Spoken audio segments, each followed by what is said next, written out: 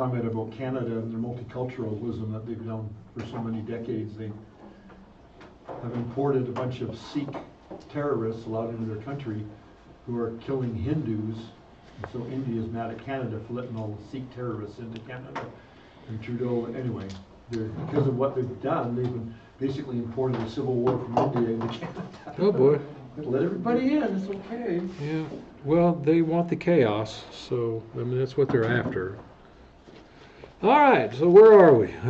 Beginning as we always do, I just want to remind us of what our Lord said to his disciples concerning the future tribulation period. He was telling them that they could learn from the fig tree. That just as when you see the branches become tender, it's putting forth leaves, you know that summer is near. And so that generation that will be in existence when the tribulation begins, when they see all of these things happening, he says, recognize that he is near, right at the door. So if that being the case for them, that they can tell, at least have a feel for when the Lord's coming back based upon what they're seeing, what's going on in the world.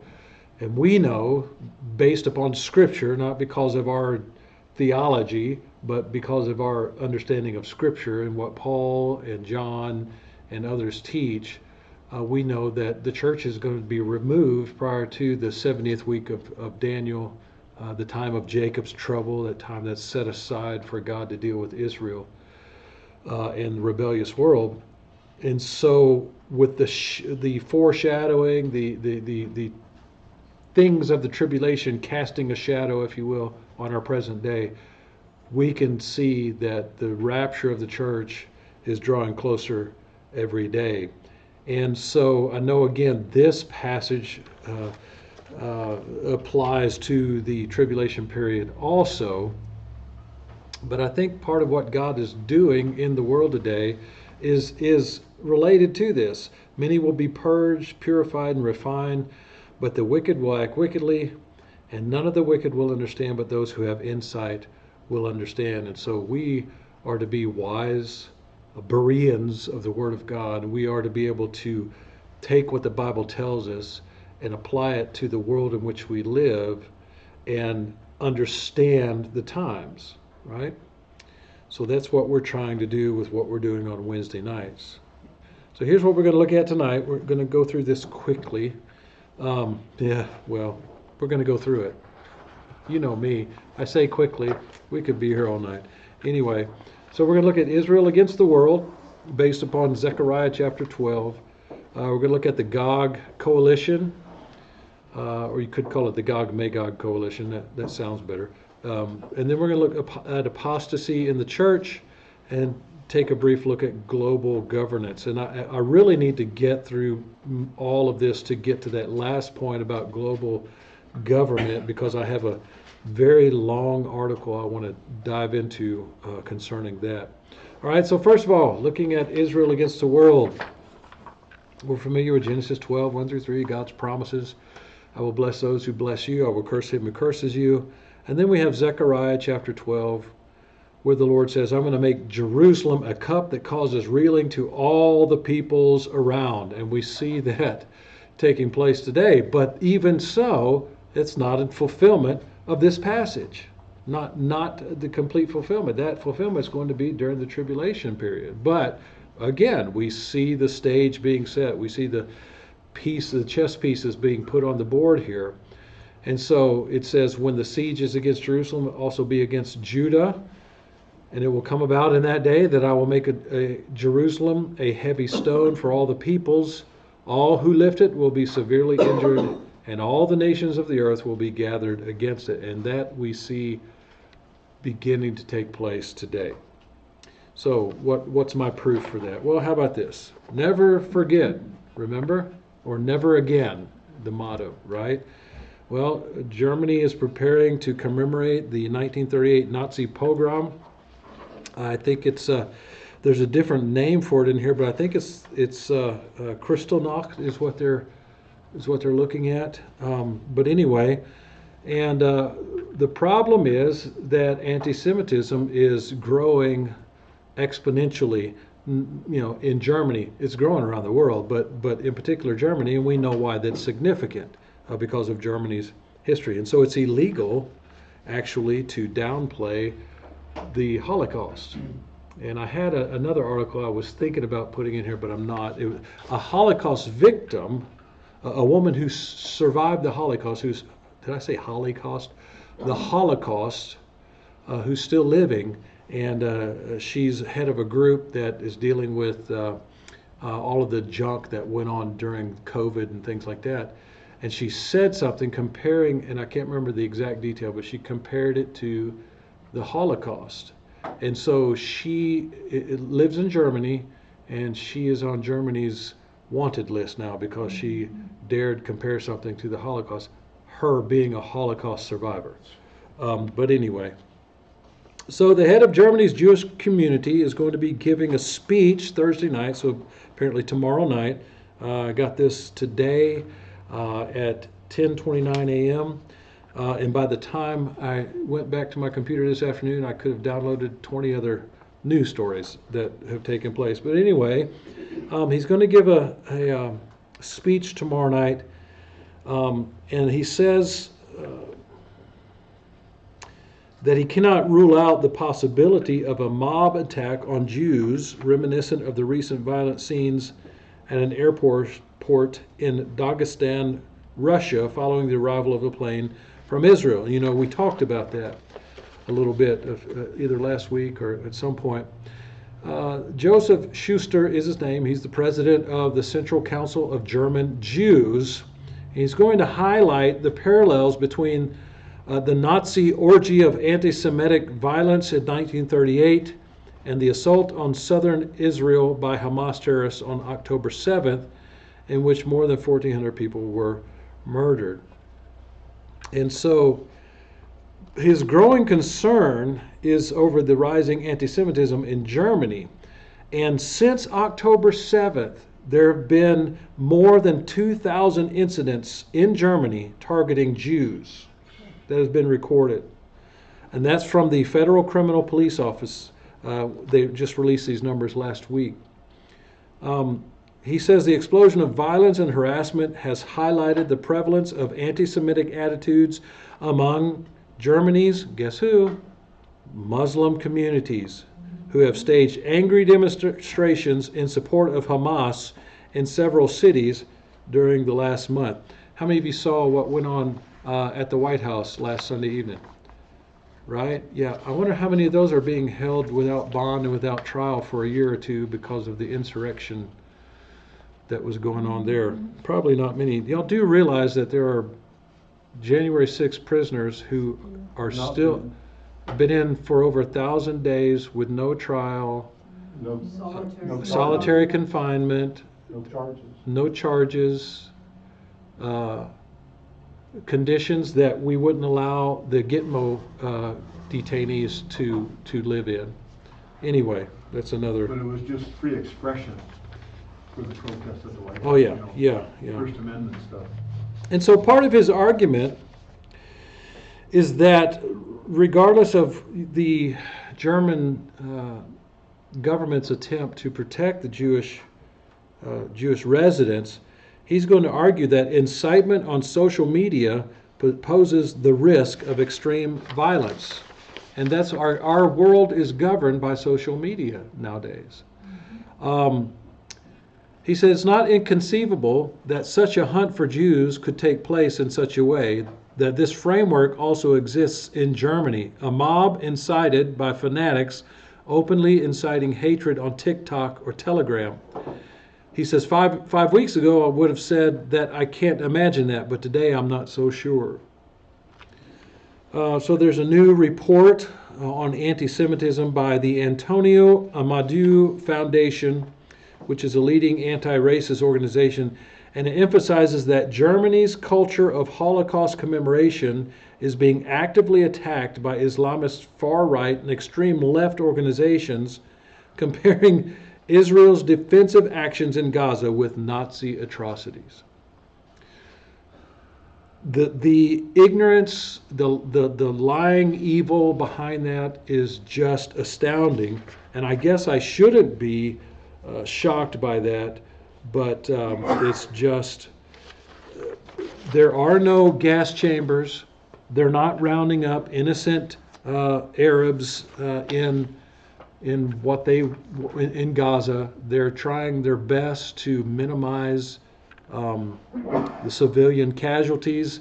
But when the government of Gaza is killing their own people who might be trying to get out of northern Gaza, as Israel is telling them to do, when Hamas is using ambulances to transfer their soldiers from place to place, which is apparently against what's the international, say again? Geneva. Is it the Geneva Convention?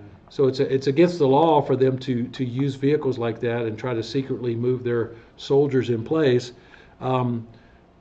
Just know this: Israel can do nothing right in this fight. So what they need to do is, like Ron said, wipe out Hamas as best they can, and deal with the fallout later. Because here's the argument. Well, you have to cease fire. There has to be a ceasefire. We have to talk about a ceasefire. Well, guess what? On October 6th, there was a ceasefire in place. And what happened?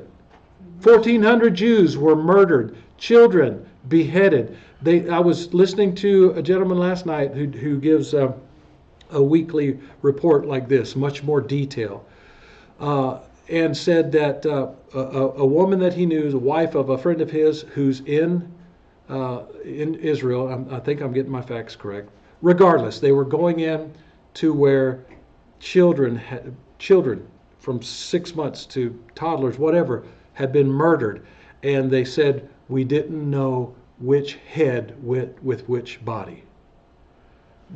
He told the account of Hamas coming into a home, murdering the husband in front of the wife, taking their baby, putting it in the oven and turning the oven on. And while the baby is screaming from the pain of being put into an oven, they raped the mother and then shot her and killed her. People are evil. But these people have a level of evil that I think very easily, I won't say clearly, but very easily we could say these people are demonic.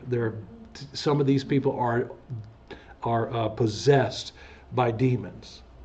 And Satan hates the people of God's chosen people. Here's another thing, and I'm sure y'all probably heard of this. An elderly man they were having a pro-Israel rally where was it? In California, in Los Angeles. And the elderly man, 69, a bunch of pro-Palestinian, I hate using the word Palestinian because there is no Palestine. Y'all realize that, right? There has never been a Palestine, and there's never been a Palestinian people. They're Arabs, and guess what? Nobody wants them. King Hussein of Jordan, no Palestinian refugees here. Egypt, no Palestinian refugees here. We don't want them. Nobody wants them. Why? Because every time people let them into their country, they start killing people. Anyway, so this elderly gentleman was hit in the face. Apparently, according to reports, eyewitnesses, he was hit in the face with a megaphone, and it caused him to fall and bust his head on the pavement, and he died the next day. So I saw pictures. He was still alive when he was on the pavement, but his face was bleeding. So that's not from falling backwards on the pavement. He was hit in the face, all right?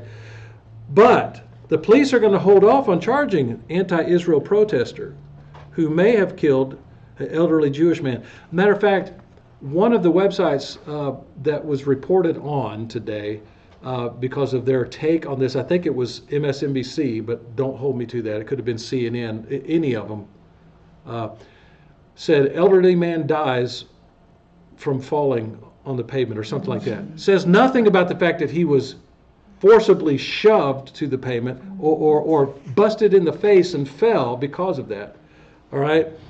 So there's a 50-year-old suspect who may have caused the death of an elderly Jewish man during an anti-Israel protest in a Los Angeles suburb on Sunday, but he has not yet been arrested or charged with a crime, and that's from the Ventura County Sheriff's Department. Paul Kessler, 69, died on Monday at Los Robles, or maybe Robles, Regional Medical Center in Thousand Oaks, California, after succumbing to injuries caused by blunt force head trauma.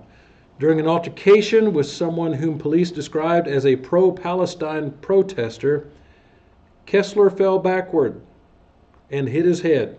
He fell backward. And this is this is the Examiner, or I'm sorry, Algeminer, saying this, and anyway, they'll get more detail, but he fell backward. He was shoved backwards and hit his head on the ground, fracturing his skull and causing brain hemorrhaging, swelling, and bruising.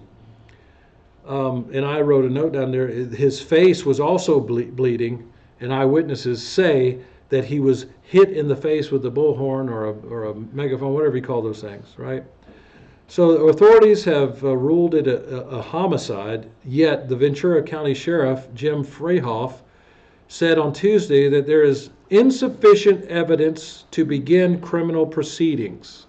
How many witnesses were there? Why? Citing both a lack of video documentation, so now everything has to be on video, I guess, of the altercation that caused Kessler's fall, and conflicting reports made by pro-Palestinian and pro-Israel. There are always conflicting reports.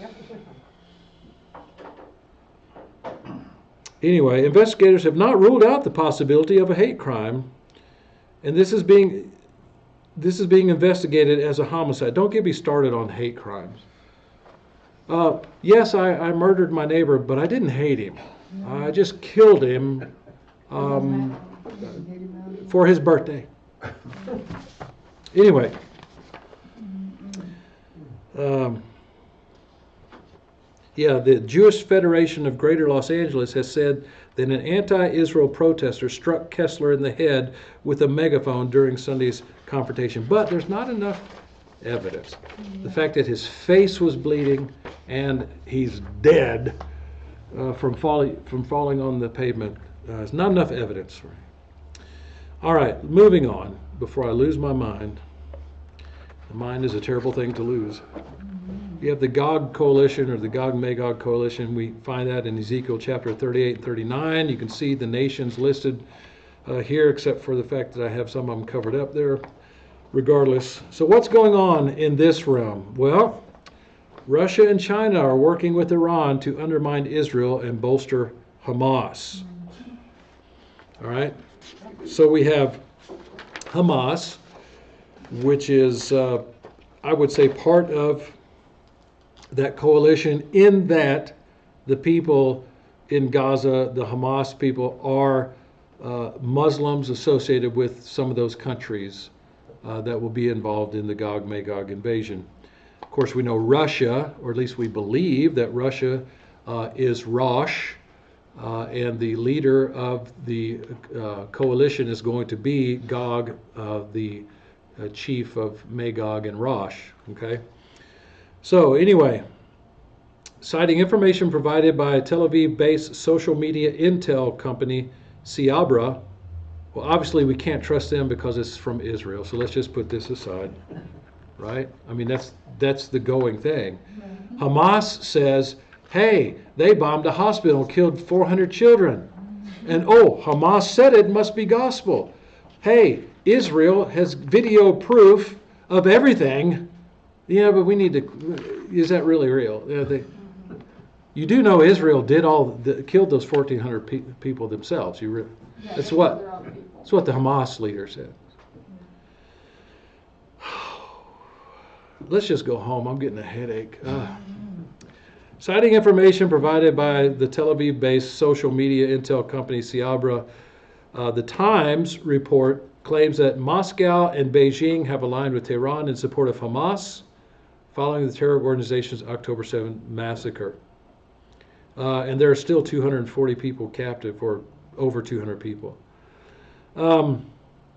China, Russia, and Iran have all used their state-controlled media outlets to promote Hamas claims, downplaying or outright denying the terrorist organization's atrocities, while accusing Israel of persecuting Palestinians and even committing a genocide. And John Haller, he's a guy that matter of fact, I was listening to him last night and today. He's the one that gives, one of the ones that gives these updates. And he said, if Israel is committing genocide, when you look at the growth of the Palestinian population of Israel, he said it is the most inefficient genocide ever. Anyway,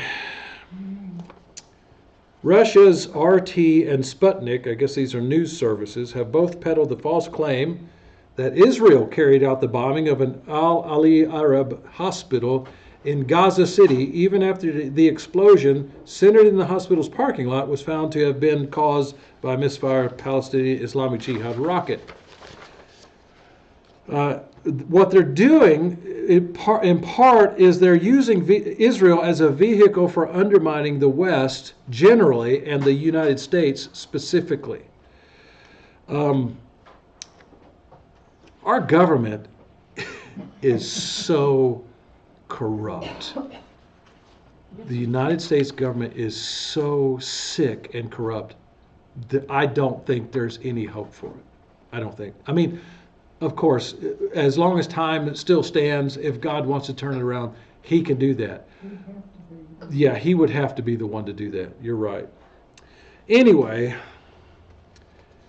that's just a side note. It has nothing to do with this story. But anyway, Ciabra has monitored some 40,000 separate social media accounts and online bots used to push pro-Hamas propaganda on the internet. An estimated 1/3 of all Twitter or X accounts which posted about the Al-Ali Arab hospital explosion were in fact bots. So they weren't real humans. They were just set up to propagate the lie. All right, let's move on to happier things. Apostasy in the church. I'm not going to ask you all how many of you voted yesterday, because I don't want to embarrass anybody. But this story we're going to see, you're going to see why I'm focused on this. 2 Timothy 4:3-4, Paul teaches Timothy, for the time will come when they, the church, they will not endure sound doctrine, but wanting to have their ears tickled, they will accumulate for themselves teachers in accordance to their own desires. And they will turn away their ears from the truth and will turn aside to myths. All right? So, Ohio. What a disappointment. But look at the headline. 25% of white evangelicals in Ohio voted in favor of pro-abortion constitutional amendment. The other problem is that as in Lubbock and Texas and in many other states, the voting turnout was stupid. And why even have, I mean, we complain about voting, or we complain about our government, but then we don't go vote. What's the use? Don't complain.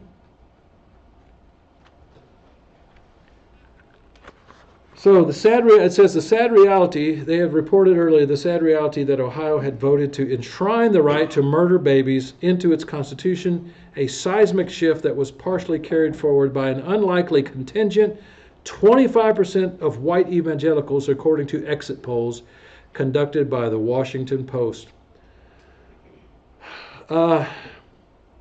This alarmingly high minority within the evangelical community, by their ballot, have signaled a disturbing shift in the moral landscape of the church. One must question the influence of evangelical leadership. Figureheads like Brent Leatherwood, which I don't know who he is. I think he's the head of the Southern Baptist Convention's Ethics and Religious Liberty Commission. I'm pretty sure that's who that is from another part of the article here.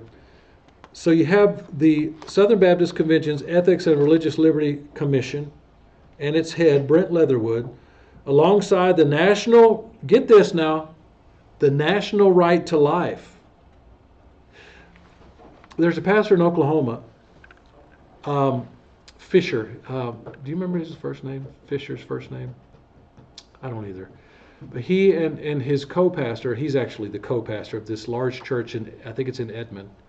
And they're trying to train pastors around the United States in how to motivate your people to vote and vote the right way. He was actually ran for Oklahoma State Congress years and years ago. He was in the Congress. And and this is a story he told me. Okay, this is from him to me. He said that the governor of the time said, if you can get an abortion bill passed that would outlaw abortion, and I believe it was a female governor, she said that she would sign it. And I could be wrong, could have been male, I can't remember for sure. So he said that they did the groundwork and they got the bill passed, and the governor vetoed it. And this was a pro-life governor.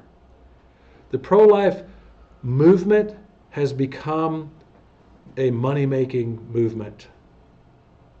They don't want to get rid of abortion. If they got rid of abortion, they couldn't fundraise and they couldn't fill their pockets with dirty money. So this is the Southern Baptist Convention's Ethics and Religious Liberty Commission, alongside the National Right to Life, have been instrumental in steering the pro-life narrative towards a path of compromise and concession. Their stance has not been one of uncompromising resistance, but rather a nuanced and ultimately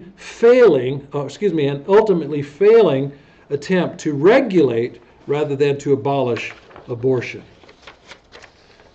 Their movement has become characterized by pragmatism over principle. Like the NRLC and the ERLC, under the guidance of Brent Leatherwood, they have not only refrained from supporting measures that would criminalize abortion or hold mothers accountable who have vehemently, but they have vehemently opposed such regulations, arguing for compassion rather than prosecution. So, and I can understand not wanting to prosecute a mother. I can understand that sentiment, but if murder is murder, we should prosecute, or something should happen. Yes, we need to have compassion for those women because they're going to be suffering afterwards, and that's why we support the Park Ridge Pregnancy Center. So maybe we can help them before they get to that point. But either we believe abortion is murder or we don't.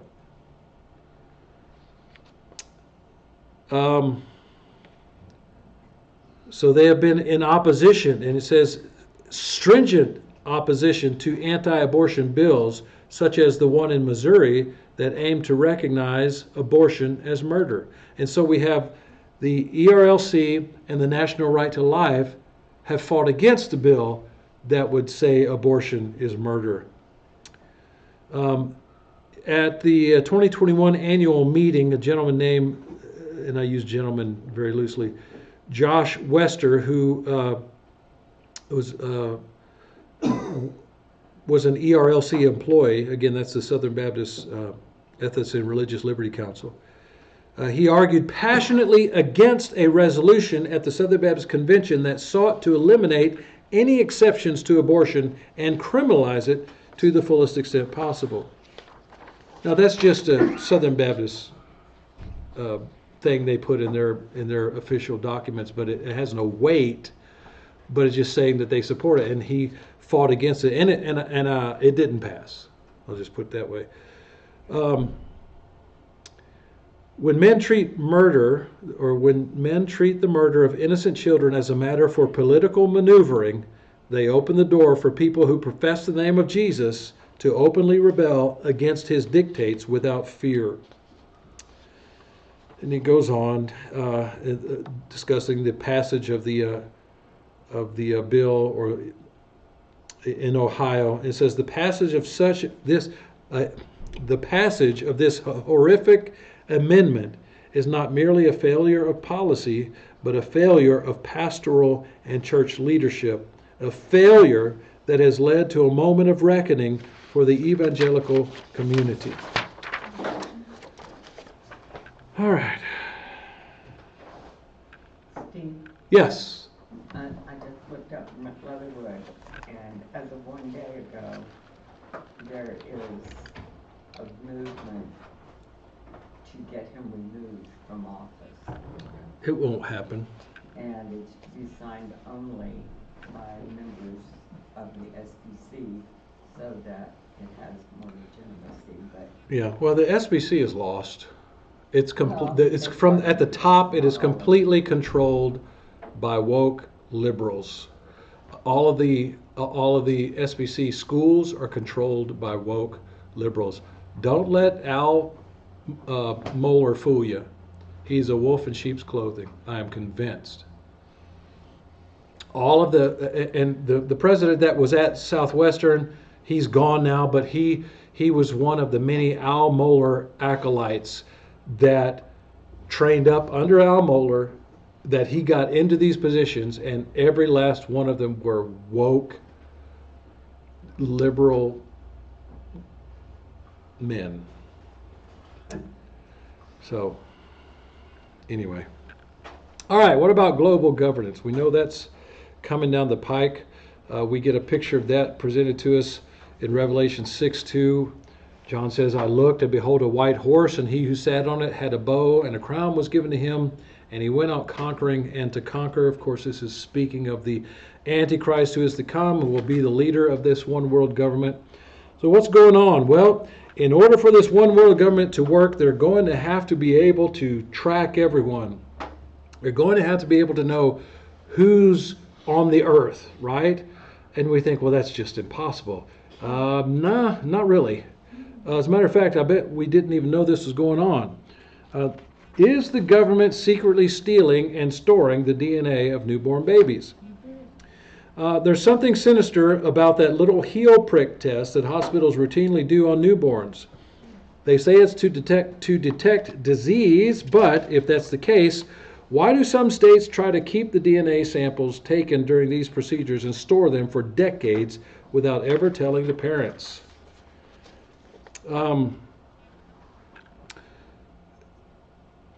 The state claims it can use the DNA from the baby's blood samples for any reason without informed consent from the parents. And this is particularly focusing on New Jersey, but other states have the same guidelines in place. So the case that is being brought by the Institute for Justice is against a state law in New Jersey, which demands that when babies are born, blood is to be taken and tested for various diseases. This same demand exists in all states, but according to the attorneys representing the parents, what makes New Jersey different is that after the testing is over, New Jersey's Department of Health keeps the leftover blood for 23 years. The state does not ask parents for their consent to keep their baby's blood, failing to even inform parents that it will hold on to the residual blood. The only way the parents can learn about it is if they actually go and look for the information. It goes on, says, and once the state has the blood, it can use it however it wishes, including selling it to third parties, giving it to police without a warrant, or even selling it to the Pentagon to create a registry, as previously happened in Texas. I don't know the Texas case he's talking about, and I didn't have time to go look for it. He said that little bit about selling it to the Pentagon to create a registry jumped out to me.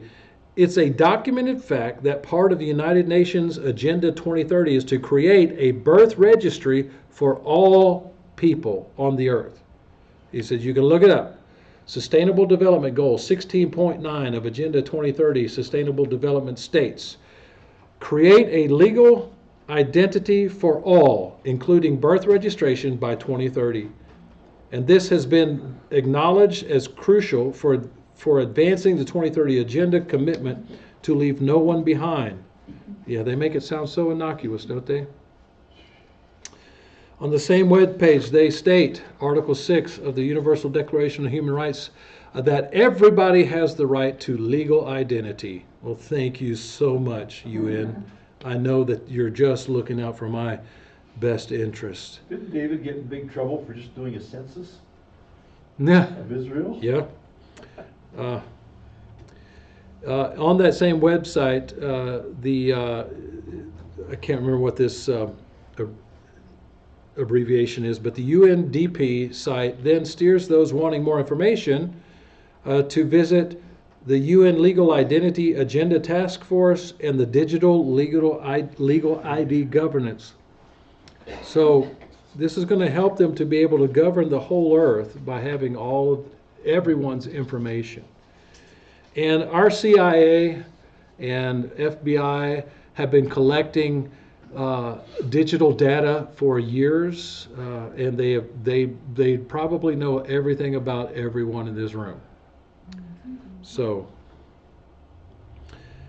he goes on and says it's highly likely that the overarching reason this DNA is being taken and secretly stored has little or nothing to do with fighting disease and everything to do with fulfilling the UN mandate for all nations to create a unique biometric identifier on every person, which then can be digitized and filed away for future use in a fully digitized society. So we are the authors of our own demise. All right, finally, we don't really have time to go into this, but I'll do my best. Government confirms shocking mortality rates per 100,000 among quadruple vaccinated compared to unvaccinated, as CIA, Pentagon, and Rockefeller Foundation revealed as masterminds behind Daigle's 2025 depopulation forecast. All right, so we know that part of the globalist agenda is to cause a great depopulation in the world, right? So that's what this is building on. There is a site called Daigle.com, and it is an obscure online entity known for its exhaustive data on military capabilities and eyebrow-raising depopulation forecasts for 2025, right? This is a 22-page thing, so obviously I'm just going to have to try to hit some points.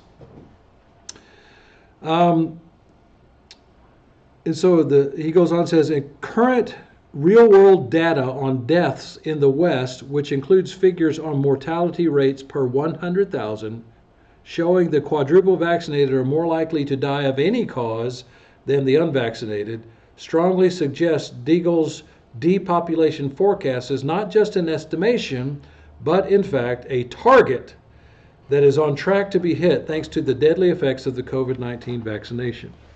Now, I know some of you probably had the vaccine, and I'm sorry to bring this up. I don't do it to scare anybody. It's just this is what's happening. And so they have the statistics to back it up. It goes through and gives a little bit of history of the founder of Daigle, which is a man named Edward A. Daigle Jr. Big ties to our government and big tech and things like that. He's no longer with us. He is now wishing that he hadn't done the things that he did. But anyway, we see that his connections are with the Rockefeller Foundation, which is a globalist organization, the United States Department of Defense, and the CIA.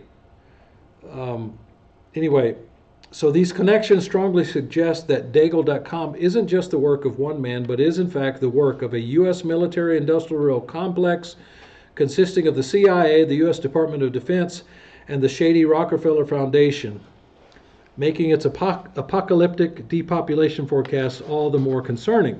Daigle's apocalyptic depopulation forecast for 2025 predicts significant population declines in various countries, stirring unease given the current excess death data being recorded around the world. So we talked about the excess death data recently. And this makes it out to be even worse than what we originally discussed. So this infamous 2025 forecast has been removed from their website, but you can find it on the Wayback Machine, which is the Internet Archive. So Daigle predicted in 2020 that the United Kingdom would see its population decline by 77.1% by the year 2025. Predicted that the United States would see its population decline by 68.5% by 2025. Germany, 65%, and Australia would see a 34.6% decline by 2025. And he goes on and says they also predicted huge decline among many other Western countries. These are just the main ones. The unfolding events strongly suggest that Daigle's ominous depopulation estimates may not be merely speculative. Real-world data appear to align disconcertingly with these figures, primarily driven by the severe and deadly consequences of COVID-19 vaccine. So what they're saying is that deaths that are associated with the COVID-19 vaccination are living up to the speculation that we see in Daigle's report. And of course, he says the widespread distribution of these experimental vaccinations allowed under emergency use authorization would not have been possible without the backdrop of the COVID-19 pandemic. So the fact, now here's where it gets really juicy with our government. The fact the U.S. Department of Defense issued a COVID-19 research contract in Ukraine 3 months prior to the official recognition of the COVID-19 virus raises some seriously unsettling questions, especially when we consider the U.S. Department of Defense is now known to be intricately connected to Daigle, along with the CIA and the Rockefeller Foundation. All right? So they're trying to go through the timeline here with the start of the COVID outbreak and what was going on in our federal government. So the world first started to hear about a novel coronavirus early January 2020. But the world did not actually know of COVID-19, the name COVID-19, until February 2020. So then why does the United States government data show that the U.S. Department of Defense awarded a contract on the 12th of November 2019 to Labyrinth Global Health Inc. for a COVID-19 research, supposedly before they knew it even happened, right? At least 1 month before the alleged emergency of the coronavirus, and 3 months before it was officially dubbed COVID-19. The government of the United States has a website called USA Spending. According to the site, as of the 12th of April 2021, the U.S. spent a mind-blowing $3.63 trillion in response to COVID-19, but that's not the only information you can find on COVID on the website. There is an award search feature on here, and it details a contract awarded by the Department of Defense to a company named Black & Veatch Special Projects Corps, or Corps, if you're Barack Obama, which is allegedly a global engineering, procurement, consulting, and construction company specializing in infrastructure development. The contract was awarded September 20th, 2012, and is described as professional, scientific, and technical services. The award for the contract contains a tab for sub-awards, okay? Most of the sub-awards are extremely mundane for things such as laboratory equipment for Kiev, Ukraine. Russia says that we had a bunch of secret labs in Ukraine that were developing bioweapons. Some people have speculated that's why we're trying to help Ukraine keep Russia out. Probably not. Anyway, let's see. There is one sub-award that stands out among the rest, and it was awarded to Labyrinth Global for SME manuscript documentation and COVID-19 research. Now that's not exactly shocking, but considering the fact the subcontract was awarded on the 12th of November 2019, at least 1 month before the alleged emergence of the novel coronavirus, and 3 months before it was actually dubbed COVID-19, The award for COVID-19 research should come as a shock to everyone. The place, the contract, let's see. The shock doesn't end there, because the contact for COVID-19 research was instructed to take place was Ukraine, the very country the U.S. military-industrial complex is currently using to fight a proxy war against Russia. Then it goes into the Rockefeller factor. Rockefeller, it's been a globalist organization ever since it was founded. David Rockefeller was a globalist. Anyway, let's get to the depopulation forecast target. All right, so we have these high-profile connections that suggest a level of influence that raises questions about the motivations behind Daigle's apocalyptic population forecast, especially when we consider the fact real-world data currently aligns with Daigle's 2025 predictions. Official reports from multiple governments documenting around the globe, documenting an unprecedented number of excess deaths since the widespread administration of COVID-19 injection. Official figures from Euromomo, I'm sure it's an abbreviation by the UK government and 26 other governments of countries across Europe, reveal that most of the continent suffered 375,253 excess deaths in 2021 and 404,000 excess deaths in 2022. This equates to 779,853 excess deaths over 2 years. And that is a huge spike. Australia suffered a shocking 1,640% increase in excess deaths in just 39 weeks through 2022 compared to 53 weeks throughout the whole of 2020. It goes on and talks about New Zealand and their excess deaths, all of these countries and their just explosion of excess deaths since the COVID vaccines were rolled out. The USA suffered 674,954 excess deaths in 2021, and then 434,520 excess deaths by week 49 of 2022, which equates to over 1.1 million excess deaths in nearly 2 years. Now we know, we understand what it means by excess deaths, right? They can calculate to a pretty, accurately how many deaths will normally take place in a year. Now they're saying this is over 1.1 million above the normal death rate. Was that during COVID? That's after the COVID vaccines. That's how they're calculating it. After So they haven't taken the people that didn't take the vaccine that died from COVID out of that number? I don't know if it says that in here. I did not see that in here. Well, that would be significant, wouldn't it? It would, but I don't think that they, unless these people are untrustworthy also, I don't think that they would, the expose news, I don't think they'd want to manipulate the numbers that way, but they could. That'd be a control. Say again? That would be a control if they did that. When you do scientific Yeah. research. You have to have a control group. Europe suffered 1.99 million excess deaths up to week 34 and 49 of 2022 following the emergency use authorization of COVID-19 injections. Anyway, I'm going way long.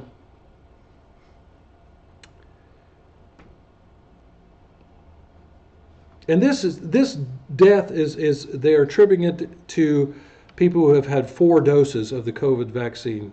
Okay, so it's not just 1 dose or 2 doses, not even 3 doses. They're calculating people who had quadruple dose. And many people have done that. I think most people have not.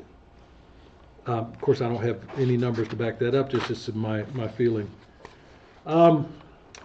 He says, while correlation does not necessarily imply causation, and we should know that, these figures undeniably demand a thorough and unbiased investigation into the vaccine's impact on health and immortality. On health and mortality. In conclusion, while the correlation between the reported increased mortality among the vaccinated And Daigle's grim depopulation forecast for 2025 remains a subject of intense debate and scrutiny. It highlights a pivotal moment in our contemporary history. Even if Daigle's 2025 depopulation forecast turns out to be largely overstated, we still have to worry about the fact that U.S. Centers for Disease Control data officially confirms that COVID-19 vaccination can reduce your lifespan by at least 24 years. Sure. The CIA, DOD, and the Rockefeller Foundation, whose past actions and present influence cast a long shadow over our global narrative. While these entities emerge from behind the veil of Daigle.com, what might initially have been dismissed as wild conjecture now calls for sober consideration. The evidence that suggests the DOD intimately tied to Daigle.com may have had an anticipatory hand in COVID-19 research months before the virus's official recognition is, at the very least, curious. And I'm just going to stop there because that's a really long thing, and I'm out of breath. So our government is actively working against us. I think we knew that anyway. So pray. Pray and vote, I guess. Yeah. Is that, the expose, is that something that you follow, or? Yeah, I go to them quite often.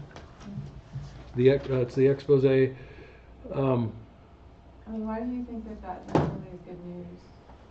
Or why would, I mean, how do you judge what good news is? Well, when I go to a news source that I trust and they recommend another news source, I tend to think that's pretty good. So it's not just that I just trust anybody. I always look at the about page. I want to see who's writing the articles, what their background is. Are they recommended by somebody that I already trust? Somebody I already trust has quoted from them or directed to that website. And so I think this one was, and I can't remember because I've been using them for a few weeks now. I think it was I was directed there by, I don't even want to speculate, but by one of the websites that I do trust. So I don't just take people at their word. I try to find out who they are, what their background is. So I wouldn't come up here and give you all information from someone that I knew was not trustworthy, nor would I come up here and give you information that I at least not tried to look into who the people are. Okay. That's one of the challenges, isn't it? I mean, Yes. to find accurate reporting. Yeah. Yeah, and as a matter of fact, there's so much lying out there. Patrick Wood, who has a website called technocracynews.com, is very well respected in that area. He's been an expert in that. He's been studying that field for I don't know how long, but I've got two of his books. Comes highly recommended by the people that I trust.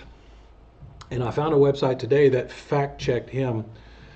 It said his website's full of conspiracy theories, tinfoil hat wearing conspiracy theories, and pseudoscience. So he's very trustworthy. He documents everything, and he goes to original source, and that's one thing that I like. Okay, so-and-so said that so-and-so said, well, I want to go to the original so-and-so, and that's what Patrick Wood does, and that's what matter of fact, like this last article I read has links to the UN agenda and to Daigle.com and things like that to back up what they're saying. So we can either believe it or we don't. I mean, it's just. Anything else? All right. Bobby, it's your turn. Okay. Lord, thank you for this information.